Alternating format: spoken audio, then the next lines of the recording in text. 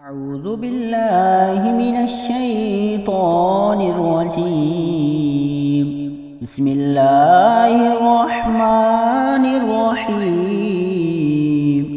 سيقول السفهاء من الناس ما ولاهم عن قبلتهم التي كانوا عليها قل لله المشرق والمغرب يهدي من يشاء إلى صراط مستقيم. وكذلك جعلناكم أمة وسطا لتكونوا شهداء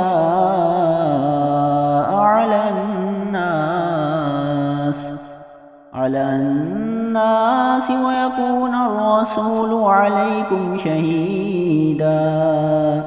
وما جعلنا القبلة التي كنت عليها إلا لنعلم من يتبع الرسول ممن ينقلب على عقبيه وإن كانت لكبيرة إلا على الذين هدى الله وما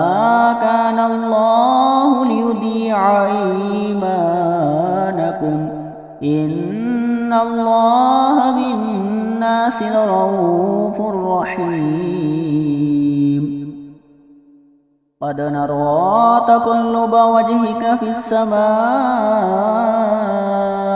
فلنولينك قبلة ترضاها فول وجهك شطر المسجد الحرام وحيث ما كنتم فولوا وجوهكم شطره وإن الذين أوتوا الكتاب ليعلمون أنه الحق من ربهم وما الله بغافل عما يعملون. ولئن أتيت الذين أوتوا الكتاب بكل آية ما تبعوا قبلتك وما أنت بتابع قبلتهم وما بعدهم بتابع قبلة بعد ولئن اتبعت أهواءهم من بعد ما جاءك من العلم إنك إذا لمن الظالمين. الذين آتيناهم الكتاب يعرفونه كما يعرفون أبناءهم وإن فريقا منهم ليكتمون الحق وهم يعلمون. الحق من ربك فلا تكونن من الممترين. ولكل وجهة وهو موليها فاستبقوا الخيرات أينما تكونوا يأت بكم الله جميعا إن الله على كل شيء قدير. ومن حيث خرجت فول وجهك شطر المسجد الحرام وإنه للحق من ربك وما الله بغافل عما تعملون. ومن حيث خرجت فول وجهك شطر المسجد الحرام وحيث ما كنتم فولوا وجوهكم شطره لئلا يكون للناس عليكم حجة إلا الذين ظلموا منهم فلا تخشوهم واخشوني وليتم نعمتي عليكم ولعلكم تهتدون. كما أرسلنا فيكم رسولا منكم يتلو عليكم آياتنا عليكم آياتنا ويزكيكم ويعلمكم الكتاب والحكمة ويعلمكم ما لم تكونوا تعلمون فاذكروني أذكركم واشكروا لي ولا تكفرون يا أيها الذين آمنوا استعينوا بالصبر والصلاة إن الله مع الصابرين ولا تقولوا لمن يقتل في سبيل الله أموات بل أحياء ولكن لا تشعرون ولنبلونكم بشيء من الخوف والجوع ونقص من الأموال والأنفس والثمرات وبشر الصابرين الذين إذا أصابتهم مصيبة قالوا إنا لله وإنا إليه راجعون أولئك عليهم صلوات من ربهم ورحمة وأولئك هم المهتدون إن الصفا والمروة من شعائر الله فمن حج البيت أو اعتمر فلا جناح عليه أن يطوف بهما ومن تطوع خيرا فإن الله شاكر عليم إن الذين يكتمون ما أنزلنا من البينات والهدى من بعد ما بيناه للناس في الكتاب أولئك يلعنهم الله ويلعنهم اللاعنون إلا الذين تابوا وأصلحوا وبينوا فأولئك أتوب عليهم وأنا التواب الرحيم إن الذين كفروا وماتوا وهم كفار أولئك عليهم لعنة الله والملائكة والناس أجمعين خالدين فيها لا يخفف عنهم العذاب ولا هم ينظرون وإلهكم إله واحد لا إله إلا هو الرحمن الرحيم إن في خلق السماوات والأرض واختلاف الليل والنهار والفلك التي تجري في البحر بما ينفع الناس وما أنزل الله من السماء من ماء فأحيا به الأرض بعد موتها وبث فيها من كل دابة وتصريف الرياح والسحاب المسخر بين السماء والأرض لآيات لقوم يعقلون ومن الناس من يتخذ من دون الله أندادا يحبونهم كحب الله والذين آمنوا أشد حبا لله ولو يرى الذين ظلموا إذ يرون العذاب أن القوة لله جميعا وأن الله شديد العذاب إذ تبرأ الذين اتبعوا من الذين اتبعوا ورأوا العذاب وتقطعت بهم الأسباب وقال الذين اتبعوا لو أن لنا كرة فنتبرأ منهم كما تبرأوا منا كذلك يريهم الله أعمالهم حسرات عليهم وما هم بخارجين من النار يا أيها الناس كلوا مما في الأرض حلالا طيبا ولا تتبعوا خطوات الشيطان إنه لكم عدو مبين إنما يأمركم بالسوء والفحشاء وأن تقولوا على الله ما لا تعلمون وإذا قيل لهم اتبعوا ما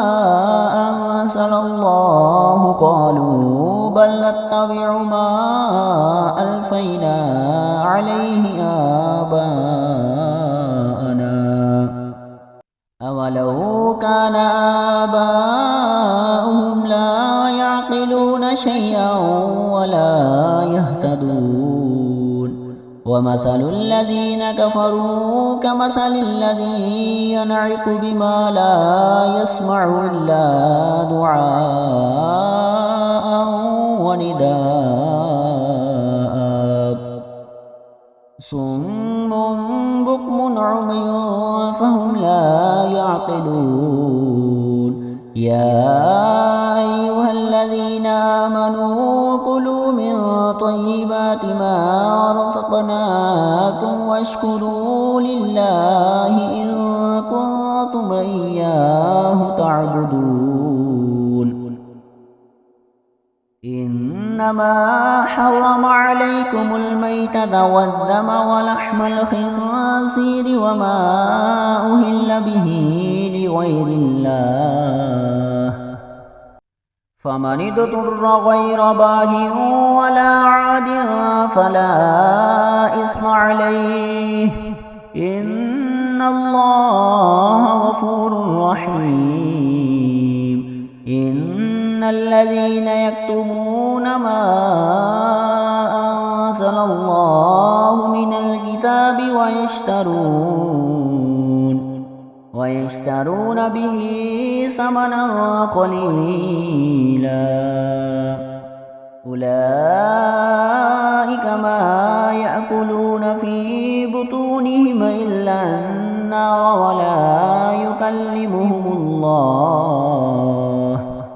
ولا يكلمهم الله يوم القيامة ولا يزكيهم ولهم عذاب أليم أولئك الذين اشتروا الضلالة بالهدى والعذاب بالمغفرة فما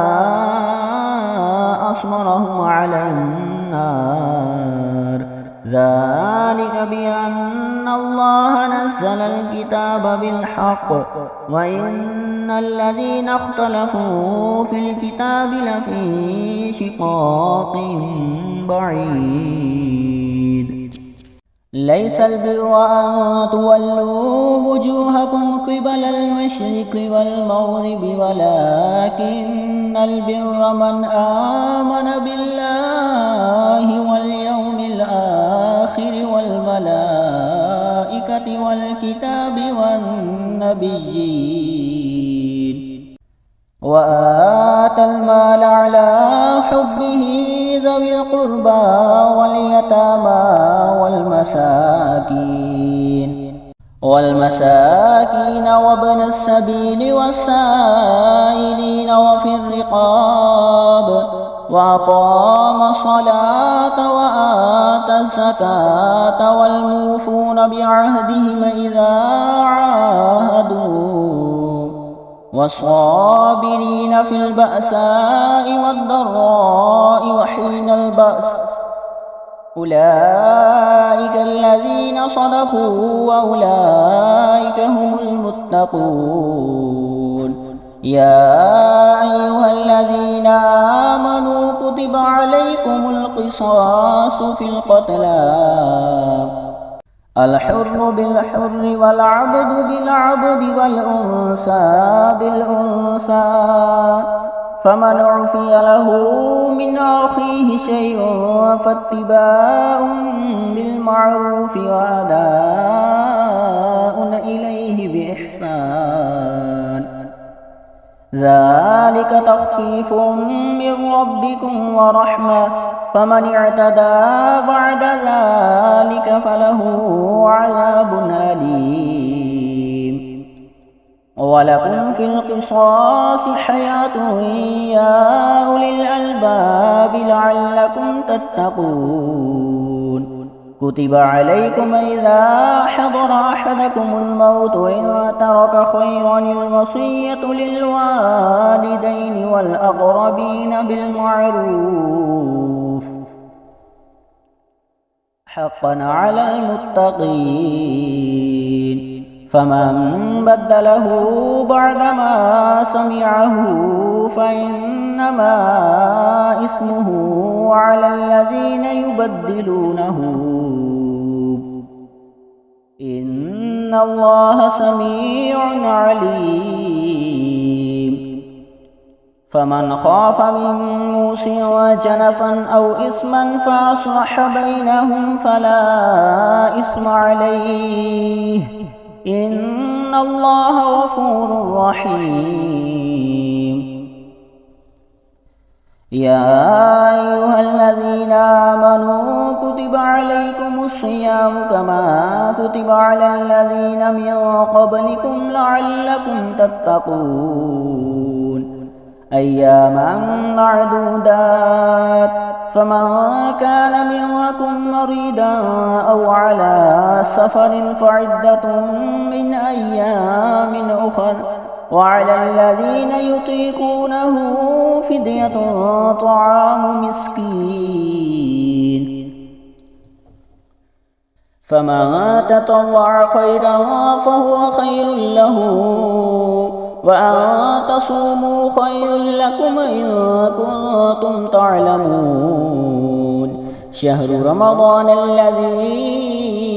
أنزل فيه القرآن هدى للناس وبينات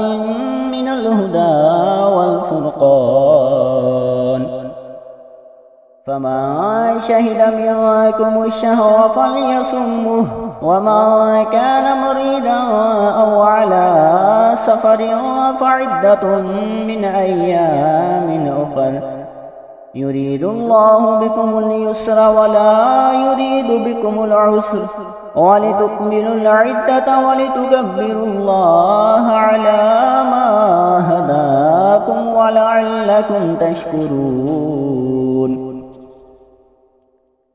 وإذا سألك عبادي عني فإني قريب أجيب دعوة الداعي إذا دعاني فليستجيبوا لي وليؤمنوا بي لعلهم يرشدون. أحل لكم ليلة الصيام الرفث إلى نسائكم هن لباس لكم وأنتم لباس لهن علم الله أنكم كنتم تختأنون أنفسكم فتاب عليكم وعفى عنكم فالآن باشروهن وابتغوا ما كتب الله لكم وكلوا واشربوا حتى يتبين لكم الخيط الأبيض من الخيط الأسود من الفجر ثم أتموا الصيام إلى الليل ولا تباشروهن وأنتم عاكفون في المساجد تلك حدود الله فلا تقربوها كذلك يبين الله آياته للناس لعلهم يتقون ولا تأكلوا أموالكم بينكم بالباطل وتدلوا بها إلى الحكام لتأكلوا فريقا من أموال الناس بالإثم وأنتم تعلمون يسألونك عن الأهلة قل هي مواقيت للناس والحج وليس البر بأن تأتوا البيوت من ظهورها ولكن البر من اتقى وأتوا البيوت من أبوابها واتقوا الله لعلكم تفلحون وقاتلوا في سبيل الله الذين يقاتلونكم ولا تعتدوا إن الله لا يحب المعتدين واقتلوهم حيث ثقفتموهم وأخرجوهم من حيث أخرجوكم والفتنة أشد من القتل ولا تقاتلوهم عند المسجد الحرام حتى يقاتلوكم فيه فإن قاتلوكم فاقتلوهم كذلك جزاء الكافرين فإن انتهوا فإن الله غفور رحيم وقاتلوهم حتى لا تكون فتنة ويكون الدين لله فإن انتهوا فلا عدوان إلا على الظالمين الشهر الحرام بالشهر الحرام والحرمات قصاص فمن اعتدى عليكم فاعتدوا عليه بمثل ما اعتدى عليكم واتقوا الله واعلموا أن الله مع المتقين وأنفقوا في سبيل الله ولا تلقوا بأيديكم إلى التهلكة وأحسنوا إن الله يحب المحسنين وأتموا الحج والعمرة لله فإن أحصرتم فما استيسر من الهدي ولا تحلقوا رؤوسكم حتى يبلغ الهدي محله فمن كان منكم مريضا أو به أذى من رأسه ففدية من صيام أو صدقة أو نسك فإذا أمنتم فمن تمتع بالعمرة إلى الحج فما استيسر من الهدي فمن لم يجد فصيام 3 أيام في الحج وسبعة إذا رجعتم تلك 10 كاملة ذلك لمن لم يكن أهله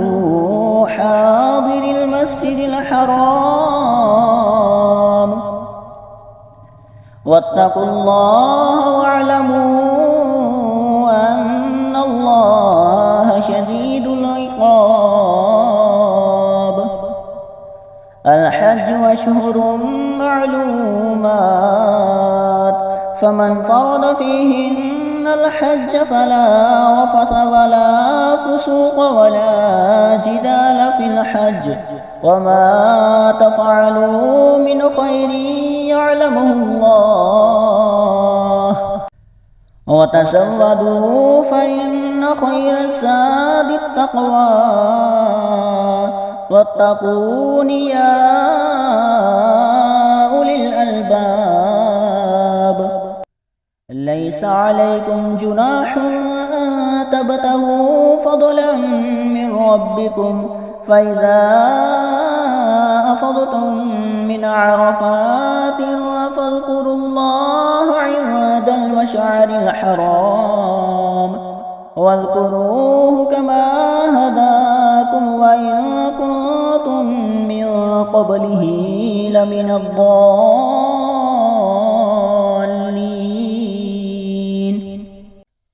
ثم أفيدوا من حيث أفاد الناس واستغفروا الله إن الله غفور رحيم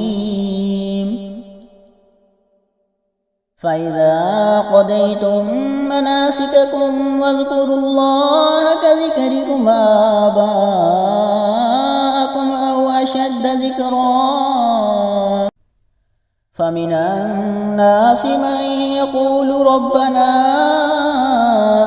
آتنا في الدنيا وما له في الآخرة من خلاق ومنهم من يقول ربنا آتنا في الدنيا حسنة وفي الآخرة حسنة وقنا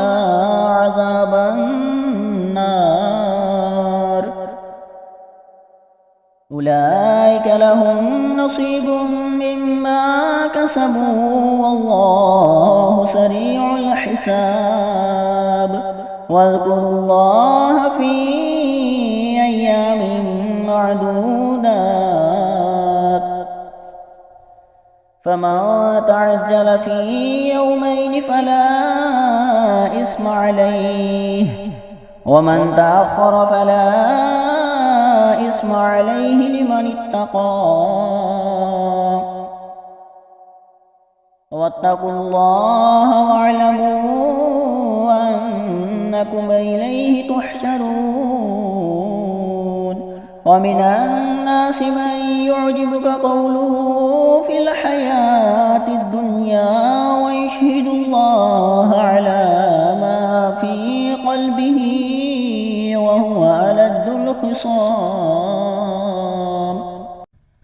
وإذا تولى سعى في الأرض ليفسد فيها ويهلك الحرث والنسل والله لا يحب الفساد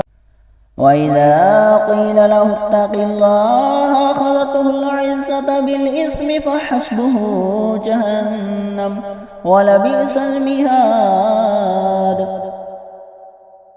ومن الناس من يشري نفسه ابتغاء مرضات الله والله رؤوف بالعباد يا أيها الذين آمنوا ادخلوا في السلم كافة ولا تتبعوا خطوات الشيطان إنه لكم عدو مبين فإن زللتم من بعد ما جاءتكم البينات فاعلموا أن الله عزيز حكيم هل ينظرون إلا أن يأتيهم الله في ظلل من الغمام والملائكة وقضي الأمر وإلى الله ترجع الأمور سل بني إسرائيل كم آتيناهم من آية بينة ومن يبدل نعمة الله من بعد ما جاءته فإن الله شديد العقاب زين للذين كفروا الحياة الدنيا ويسخرون من الذين آمنوا والذين اتقوا فوقهم يوم القيامة والله يرزق من يشاء بغير حساب كان الناس أمة واحدة فبعث الله النبيين مبشرين ومنذرين وأنزل معهم الكتاب بالحق ليحكم بين الناس فيما اختلفوا فيه وما اختلف فيه إلا الذين أوتوه من بعد ما جاءتهم البينات بغيا بينهم فهدى الله الذين آمنوا لما اختلفوا فيه من الحق بإذنه والله يهدي من يشاء إلى صراط مستقيم أم حسبتم أن تدخلوا الجنة ولما يأتيكم مثل الذين خلوا من قبلكم مستهم البأساء والضراء وزلزلوا حتى يقول الرسول والذين آمنوا معه متى نصر الله ألا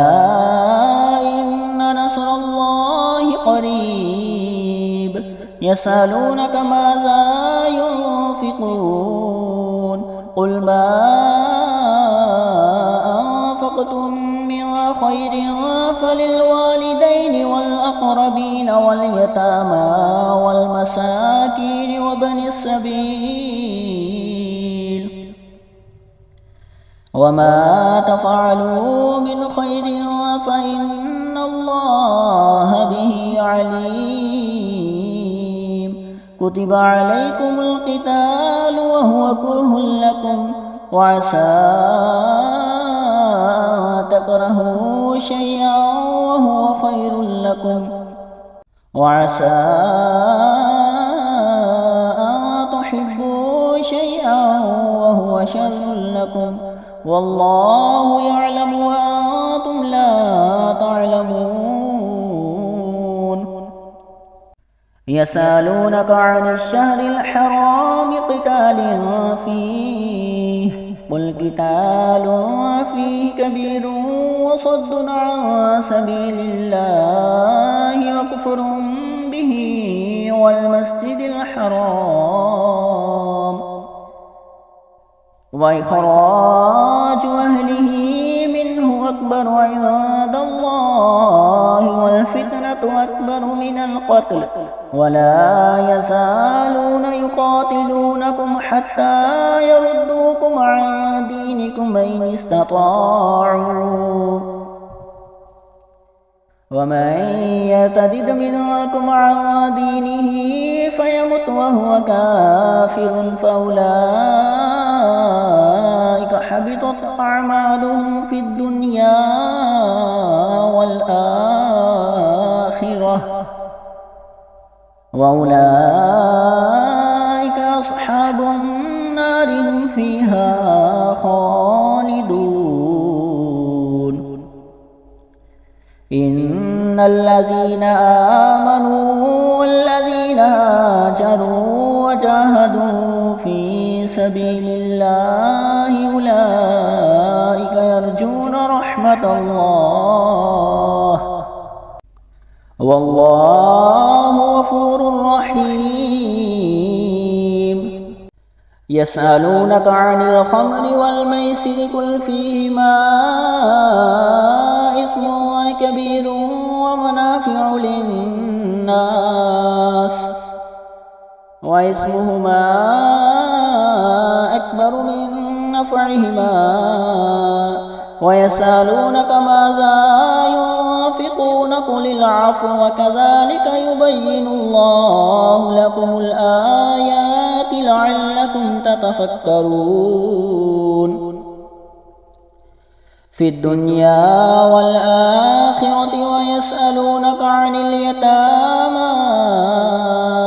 قل إصلاح لهم خير وإن تخالطوهم فإخوانكم والله يعلم المفسد من المصلح ولو شاء الله لأعنتكم إن الله عزيز حكيم. ولا تنكحوا المشركات حتى يؤمن ولأمة مؤمنة خير من مشركة ولو أعجبتكم. ولا تنكحوا المشركين حتى يؤمنوا ولعبد مؤمن خير من مشرك ولو أعجبكم. أولئك يدعون إلى النار والله يدعو إلى الجنة والمغفرة بإذنه ويبين آياته للناس لعلهم يتذكرون. ويسألونك عن المحيض قل هو أذى فاعتزلوا النساء في المحيض ولا تقربوهن حتى يطهرن فإذا تطهرن فأتوهن من حيث أمركم الله إن الله يحب التوابين ويحب المتطهرين. نساؤكم حرث لكم فأتوا حرثكم أنى شئتم وقدموا لأنفسكم واتقوا الله واعلموا أنكم ملاقوه وبشر المؤمنين. ولا تجعلوا الله عرضة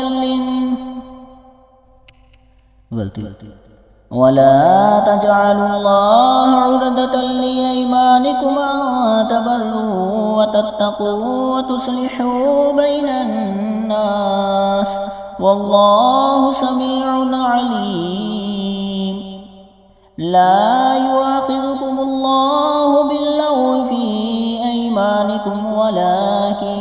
يؤاخذكم بما كسبت قلوبكم والله غفور حليم. للذين يؤلون من نسائهم تربص 4 أشهر فإن فاءوا فإن الله غفور رحيم.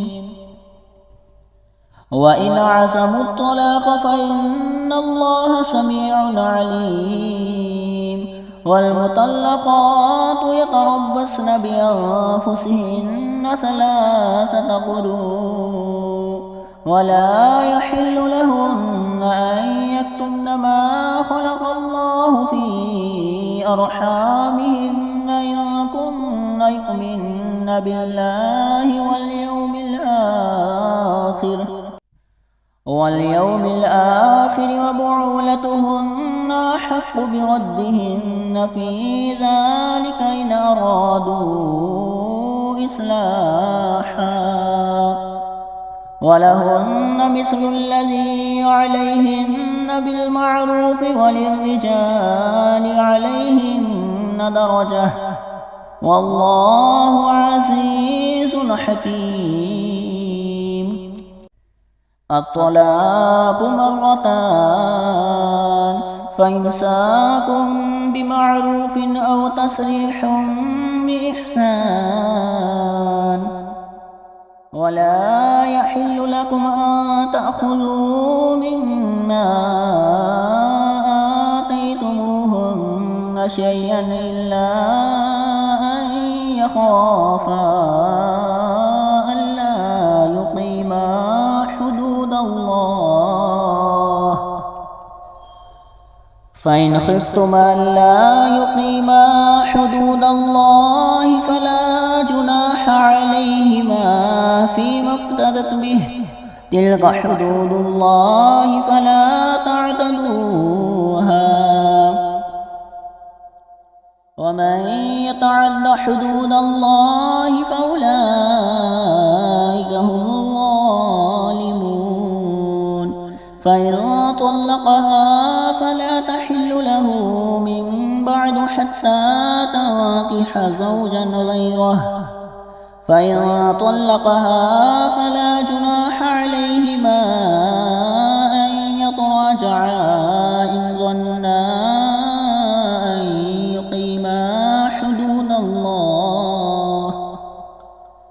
وتلك حدود الله يبينها لقوم يعلمون.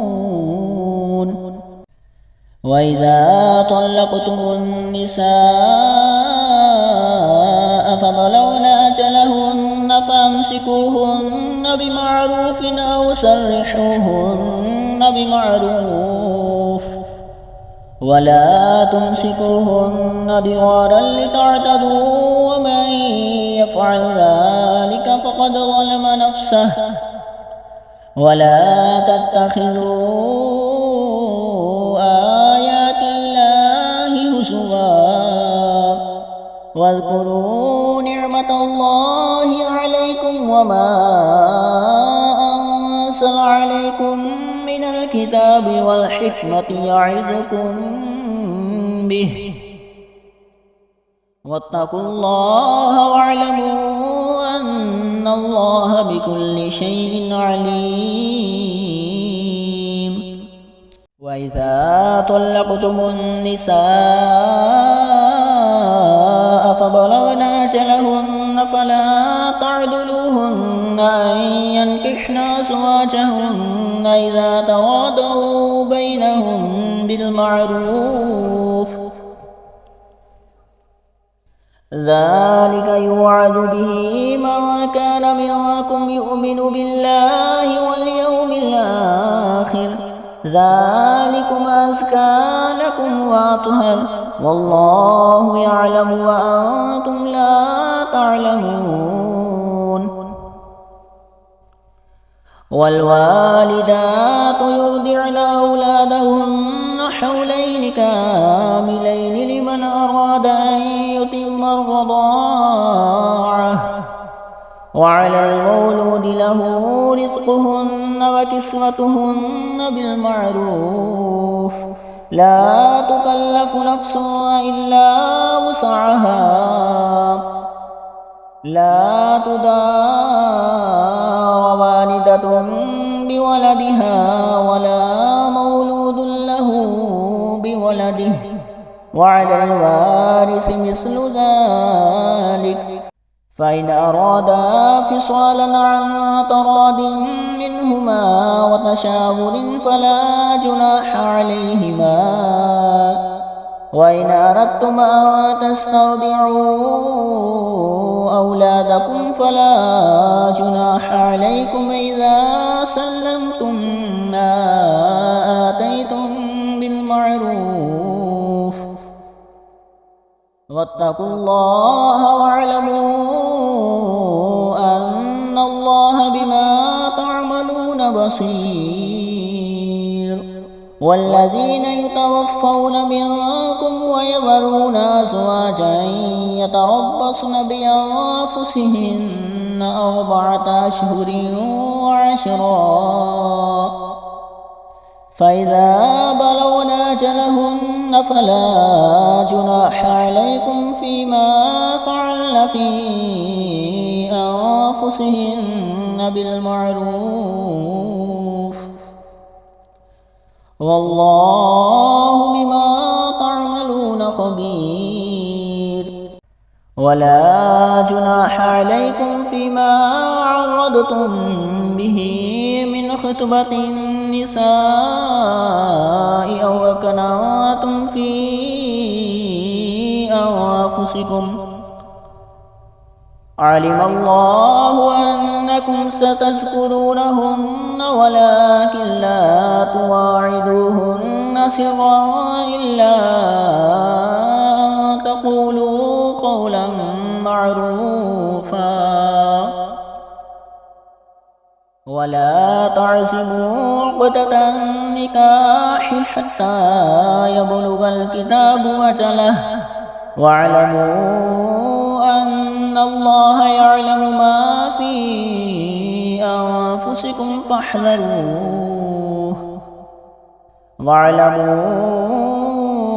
أن الله غفور حليم. لا جناح عليكم إن طلقتم النساء ما لم تمسوهن أو تفردوا لهن فريضة ومتعوهن على الموسع قدره وعلى المقتر قدره متاعا بالمعروف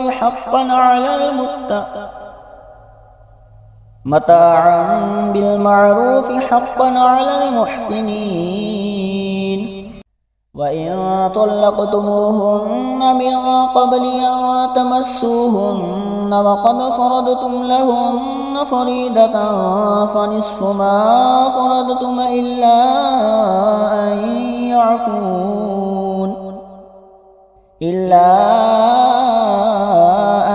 يعفون أو يعفو الذي بيده عقدة النكاح وأن تعفوا أقرب للتقوى ولا تنسوا الفضل بينكم إن الله بما تعملون بصير. حافظوا على الصلوات والصلاة الوسطى وقوموا لله قانتين. فإن خفتم فرجالا أو ركبانا فإذا أمنتم فاذكروا الله كما علمكم ما لم تكونوا تعلمون. والذين يتوفون منكم ويذرون أزواجا وصية لأزواجهم متاعا إلى الحول غير إخراج فإن خرجن فلا جناح عليكم فيما فعلن في أنفسهن من معروف والله عزيز حكيم. وللمطلقات متاع بالمعروف حقا على المتقين. كذلك يبين الله لكم آياته لعلكم تعقلون. ألم تر إلى الذين خرجوا من ديارهم وهم ألوف حذر الموت فقال لهم الله موتوا ثم أحياهم إن الله لذو فضل على الناس ولكن أكثر الناس لا يشكرون. وقاتلوا في سبيل الله واعلموا أن الله سميع عليم. من ذا الذي يقرض الله قرضا حسنا فيضاعفه له أضعافا كثيرة والله يقبض ويبسط وإليه ترجعون. ألم تر إلى الملأ من بني إسرائيل من بعد موسى إذ قالوا لنبي له ابعث لنا ملكا نقاتل في سبيل الله قال هل عسيتم إن كتب عليكم القتال ألا تقاتلوا قالوا وما لنا ألا نقاتل في سبيل الله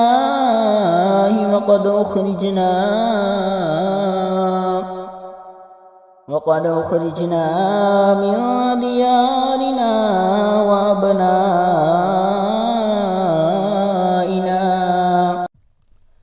فلما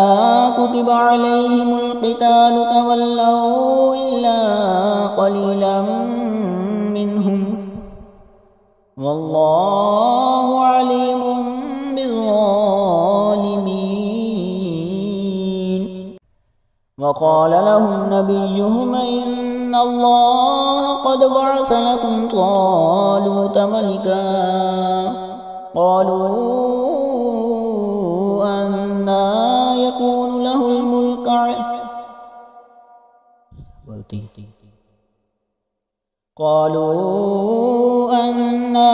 يكون له الملك علينا ونحن أحق بالملك منه ولم يؤت سعة من المال. قال إن الله اصطفاه عليكم وزاده بسطة في العلم والجسم، والله يؤتي ملكه من يشاء والله واسع عليم. وقال لهم نبيهم إن آية ملكه أن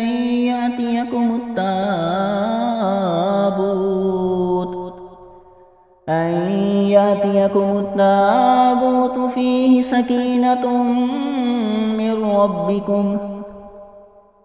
من ربكم وبقية مما ترك آل موسى وآل هارون تحمله الملائكة إن في ذلك لآية لعلكم إن كنتم مؤمنين. فلما فصل طالوت بالجنود قال إن الله مبتليكم بنهر فمن شرب منه فليس مني ومن لم يطعمه فإنه مني إلا من اغترف غرفة بيده فشربوا منه إلا قليلا منهم. فلما جاوزه هو والذين آمنوا معه قالوا لا طاقة لنا اليوم بجالوت وجنوده. قال الذين يظنون أنهم ملاقو الله كم من فئة قليلة غلبت فئة كثيرة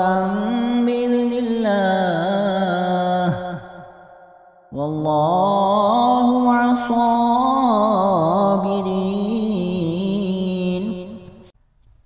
ولما برزوا لجالوت وجنوده قالوا ربنا أفرغ علينا صبرا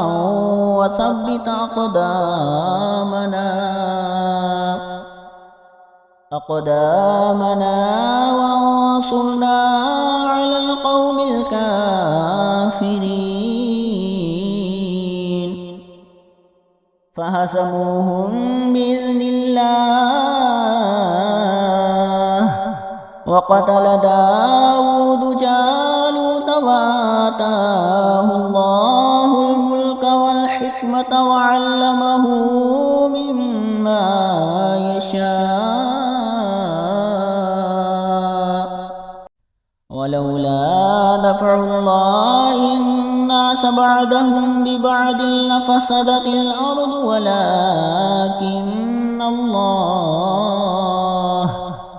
ولكن الله لذو فضل على العالمين. تلك آيات الله نتلوها عليك بالحق وإنك لمن المرسلين. صدق الله العظيم.